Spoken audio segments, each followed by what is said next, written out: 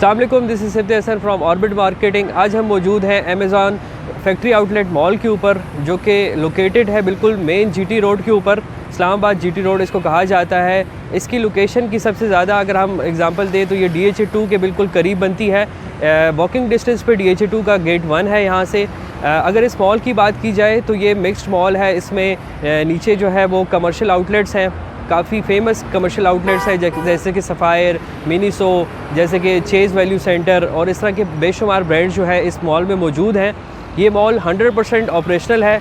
इस टाइम पे काफ़ी लोग जो है इधर से रेंटल जो है वैल्यूज़ जो है वो इसको अटेन कर रहे हैं। जिन ने शॉप्स परचेज़ की उनके लिए बहुत अच्छा बेनिफिट है। यहाँ से वो रेंटल यील्ड ले रहे हैं हर मंथ और काफ़ी पाबंदी के साथ उनको रेंट्स मिल रहे हैं। तो आज हम मौजूद हैं इस मॉल के अंदर। तो यहाँ की जो मैनेजमेंट है, यहाँ के सीनियर मैनेजर से आज हम आपकी मुलाकात भी कराएंगे इस वीलॉग में और उनसे पूछेंगे कि इसमें आपके लिए, हमारे व्यूवर्स के लिए क्या क्या चीज़ें मौजूद हैं और वो कैसे इससे फ़ायदा उठा सकते हैं और इसमें एमिनिटीज़ क्या क्या हैं और इसमें रेंटल ऑप्शंस कौन कौन से मौजूद हैं जिसमें आप इन्वेस्टमेंट करके मज़ीद फ़ायदा उठा सकते हैं। तो आइए आपको मिलवाते हैं मिस्टर फ़रहान से, जो कि सीनियर मैनेजर हैं Garana.com। अस्सलाम वालेकुम व्यूअर्स, मैं हूं फ़रहान और अमेज़ॉन के एक छोटे सी रिकैप के बाद हम डिस्कस करेंगे आपस में कि ट्विन सिटीज़ में सबसे बेस्ट इन्वेस्टमेंट अपॉर्चुनिटी इस प्रोजेक्ट में क्यों है। अच्छा, बात की जाए अगर अमेज़ॉन मॉल के हवाले से तो ये as a whole G+9 total इसकी 13 स्टोरीज़ हैं, ठीक है, और ये पाकिस्तान का पहला फैक्ट्री आउटलेट मॉल है।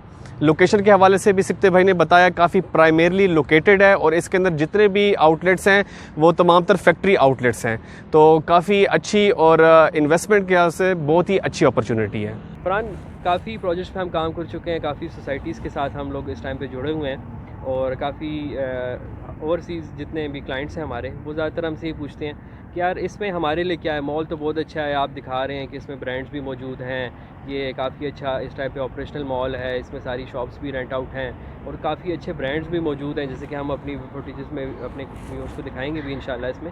लेकिन मेरा जो क्लाइंट है, जो एंड यूज़र है, उसके लिए क्या अपॉर्चुनिटी है इस मॉल में? जी, अच्छा देखिए, हमारी जो सबसे अच्छी बात है इस मॉल के अंदर इन्वेस्ट करने की वो ये है कि हमारे किसी किस्म की कोई प्राइस रेंज या लिमिटेशंस नहीं है। मतलब कि आप अगर कोई क्लाइंट हमारे पास आता है तो वो as low as around about 2 million भी इन्वेस्ट कर सकता है। अब आप ख़ुद देखें, आप भी अल्हम्दुलिल्लाह काफ़ी एक्सपीरियंस्ड है मार्केट में, कि अगर एक तैयार प्लाज़ा है, तैयार मॉल है, तो उसके अंदर आपको 2 मिलियन की इन्वेंट्री नहीं मिलती। जो रेडी हो, ऑपरेशनल हो, उसके अंदर 2 मिलियन की कोई इन्वेंट्री नहीं होती। लेकिन हम स्टिल अपने पास इतनी की इन्वेंट्री भी रखते हैं। मतलब कि ज़ाहिर बात है, कोई बंदा अगर इनिशियली इन्वेस्ट करना चाहे तो वो एज़ लो एज़ 2 मिलियन भी कर सकता है और जितने वो अबव जाएगा, ज़ाहिर बात है फिर ऑफ़र्स भी हमारी कुछ चेंज होती हैं और उसको पर्क्स ज़्यादा बेहतर मिल जाते हैं।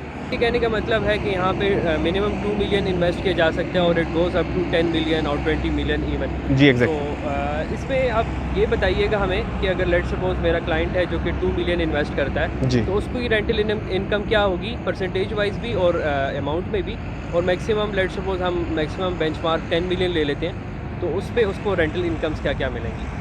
अच्छा देखिए, हमारी वैसे तो टाइम टू टाइम ऑफरिंग्स जो है ना वो ओवर द टाइम चेंज होती रहती हैं, लेकिन कॉमनली जो एक एस्टिमेटेड फिगर्स है वो मैं आपके साथ शेयर कर लेता हूँ। तो 2 मिलियन पे अगर उनको रेंटल ओनली चाहिए तो तकरीबन एस्टिमेटेड अमाउंट तकरीबन 30,000 पर मंथ है। सही। यानी कि आप ऐसे टेंटेटिव समझ सकते हैं कि मिलियन पे 15,000, सही, मिलियन पे 15,000 है तो 2 मिलियन पे 30,000 पर मंथ बनती है। इसी तरह अगर वो 10 मिलियन की फिगर को टच करता है तो फिर आप इसको अगर मल्टीप्लाई करें तो ये 1.5 लाख पर मंथ बनता है, जो कि एक बड़ी अच्छी एम्पल अमाउंट है। अगर हम इसको परसेंटेज में कन्वर्ट करें तो आपका मतलब ये है कि 1 करोड़ के ऊपर वो 1.5% rent per month Amazon mall से रिसीव करेगा। जी एग्जैक्टली। तो वीवर्स, ये एक बहुत अच्छी अपॉर्चुनिटी है इस हवाले से भी कि नॉर्मली आपको पता है मार्केट में 0.5% जो है कमर्शियल पे चलता है। आप कोई भी दुकान लेते हैं करोड़ रुपए की तो आपको उस पर 50,000 रुपये से ज़्यादा रेंट नहीं मिलता। अगर हम घर की बात करें तो अगर आप करोड़ रुपए का घर ले रहे हैं तो उसमें 30,000 से ज़्यादा आपको रेंट नहीं मिलता। ये एक पेट रूल है, आपको पता है मार्केट के रूल्स के मुताबिक। तो यहाँ पे अपॉर्चुनिटी है जिसमें रेंटल इनकम जो है काफ़ी सेफ़ एंड सिक्योर भी है और दूसरा रेंटल इनकम्स भी काफ़ी अच्छी हैं, आपको रिटर्न ऑन इन्वेस्टमेंट अच्छी मिल जाती है। तो फरहान, आपने जैसे कहा कि जैसे जैसे आपकी इन्वेस्टमेंट पोर्टफोलियो बढ़ता जाता है उतनी ऑफरिंग्स जो हैं वो अच्छी होती जाती हैं। जी। तो लेट सपोज़ अगर मेरा क्लाइंट है जो कि 10 मिलियन इन्वेस्ट करना चाहता है तो उसको मज़ीद इससे ज़्यादा और क्या अपॉर्चुनिटी मिल सकती है? जैसे कि एक रेंटल इनकम हो गई, इसके अलावा भी उसको कोई एप्रिसिएशन वगैरह मिल सकती है, वो इससे फ़ायदा उठा सकता है क्योंकि उसने ज़्यादा इन्वेस्ट किया हुआ है आपके पास? जी एग्जैक्टली, हमारे काफ़ी ऐसे क्लाइंट्स होते हैं जो रेंटल के साथ साथ एनुअल एप्रिसिएशंस भी हमसे डिमांड कर रहे होते हैं, और हमारे पास इस तरह की बड़ी अच्छी ऑफरिंग्स भी हैं। आल्दो वो टाइम टू टाइम और ऑफर से वेरी करती हैं, लेकिन अगर कॉमनली बताया जाए तो उनको स्टार्टिंग फ्रॉम ऑलमोस्ट आप कह सकते हैं कि 10 मिलियन के ऊपर पर मंथ रेंटल जो है वो 10% तक मिलता है। 10 मिलियन के ऊपर पर मंथ आपको 10%, मतलब कि एनुअली बता रहा हूँ, पर एनम 10%, और जो एनुअल एप्रिसिएशन है आपकी प्रिंसिपल अमाउंट पे वो 12% तक है।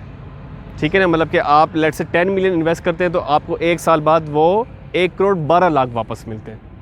ठीक है ना। इसी तरह जब आप 10 मिलियन इन्वेस्ट करते हैं तो आपको पर मंथ जो रेंटल मिलता है वो राउंड अबाउट 83,000 पर मंथ मिलता है। मीन्स के रेंटल इनकम अलग उसको मिलेगी, और साथ साथ आफ्टर 1 ईयर अगर वो वापस अपने पैसे निकालना चाहता है तो उसको 12 लाख रुपए एक्स्ट्रा भी मिल रहे हैं। जी, पहले साल 12%, अगले साल तकरीबन अप टू 26%, और थर्ड ईयर अप टू 42%, और रेंटल जो है वो उसका एज इट इज़ है। तो काफ़ी अच्छी बेहतरीन अपॉर्चुनिटी है ये इन्वेस्ट करने के लिए, ये 10 मिलियन एंड प्लस के लिए। सही। फरहान, लास्ट क्वेश्चन मैं आपसे पूछना चाहूँगा कि लेट्स सपोज जितनी भी बातें आज हमने की हैं इसमें हमारा जो कोई ओवरसीज़ क्लाइंट है, नॉर्मली ज़्यादातर ओवरसीज़ क्लाइंट्स होते हैं हमारे पास, तो वो अगर इंटरेस्ट लेता है कि हमने बुकिंग करवानी है, अगर लेट्स सपोज वो कनाडा में इस टाइम पे रहाइश पजीर है और वो अभी इस टाइम पे इंटरेस्ट लेता है आपके प्रोजेक्ट में, तो नेक्स्ट प्रोसेस क्या होगा, वो कैसे इन्वेस्ट कर सकता है आपके साथ? जी अच्छा, हमारा बड़ा एक सीमलेस और बड़ा इजी किस्म का प्रोसीजर है, चाहे वो लोकल कोई क्लाइंट हो चाहे वो ओवरसीज़ हो। हमारी मैक्सिमम कोशिश ये होती है कि एक मरतबा जब हमारी टेबल टॉक हो जाए, किसी किस्म की डिस्कशन हो जाए, तो हम उनको बड़ी सीमलेस किस्म की ट्रांजैक्शंस करवाते हैं। बड़ा इजी होता है, और सबसे बढ़ के उनको आना भी नहीं पड़ता। मतलब कि हमारी जो रिक्वायरमेंट्स है वो बड़ी सिंपल स्ट्रेट फॉरवर्ड हैं, यानी कि जो ओनर हो गया, जो नेक्स्ट ऑफ किन हो गया, उसके हमें सिंपल CNIC की कॉपीज़ चाहिए होती हैं और पासपोर्ट साइज़ की स्नैप्स चाहिए होती हैं, जो कि सिंपली आप व्हाट्सएप के ऊपर दे सकते हो। ऑब्वियसली आप जब हम आपको अपने लोकल अकाउंट्स दे देंगे, आप उसमें ट्रांजैक्शन कर लेंगे, तो उसके बाद यही हमारी रिक्वायरमेंट्स होती है, और आपने मैक्सिमम अपना एक अकाउंट डिटेल्स देनी होती है कि जिसके अंदर आपको मंथली रेंटल्स हैं। तो आपको सबसे बढ़ के स्पेशली आना नहीं पड़ता अगर कोई ओवरसीज़ हो। अगर वो आना चाहे तो बिल्कुल सो बिस्मिल्लाह, वी आर ऑलवेज़ रेडी।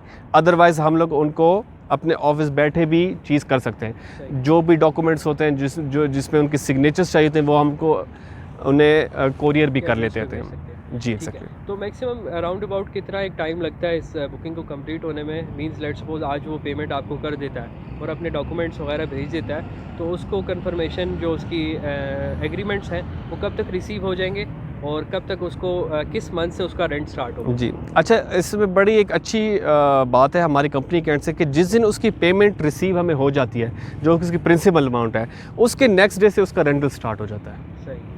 जहाँ तक बात डॉक्यूमेंटेशन की है, तो वो round about 2 weeks of working days जो होते हैं ना, वर्किंग डेज 2 वीक्स के वो लगते हैं। उसमें हम सारे प्रोसेसिंग करते हैं, लेकिन द बेस्ट पार्ट इज़ कि अगर लेट से किसी वजह से उनकी डॉक्यूमेंटेशन में थोड़ा सा टाइम ज़्यादा भी लगता है, लेकिन उनका रेंटल जो है वो जिस दिन उनकी प्रिंसिपल अमाउंट हमें रिसीव हो जाती है उसकी नेक्स्ट डे से स्टार्ट हो जाती है, और वो हर महीने की तकरीबन राउंड अबाउट 5th को उनके अकाउंट में आ जाती है। ठीक है, thank you so much Farhan आपके टाइम का, और हमारे व्यूअर्स के लिए एक स्पेशल जो आपने टाइम निकाला और आपने जो इन्फॉर्मेशन दी, तो इंशाल्लाह आपसे मज़ीद भी हम आपके जो Grana.com इमारत ग्रुप ऑफ कंपनीज़ के प्रोजेक्ट्स हैं उसके मज़ीद भी रिव्यूज़ इंशाल्लाह आने वाले टाइम में करेंगे। और थैंक यू सो मच आपके टाइम का, और थैंक यू व्यूअर्स आप सबके भी टाइम का। आपने हमारी वीडियो देखी, हमारे चैनल को सब्सक्राइब करना ना भूलिएगा, और हमारे नंबर्स पे कांटेक्ट करें अगर आप इसमें मज़ीद इन्फॉर्मेशन लेना चाहते हैं। आप हमारे साथ मीटिंग अरेंज कर सकते हैं, आप हमसे कॉल पे बात कर सकते हैं ताकि आपको मज़ीद इस पर हम गाइड कर सकें। Thank you so much. अल्लाह हाफ़िज़।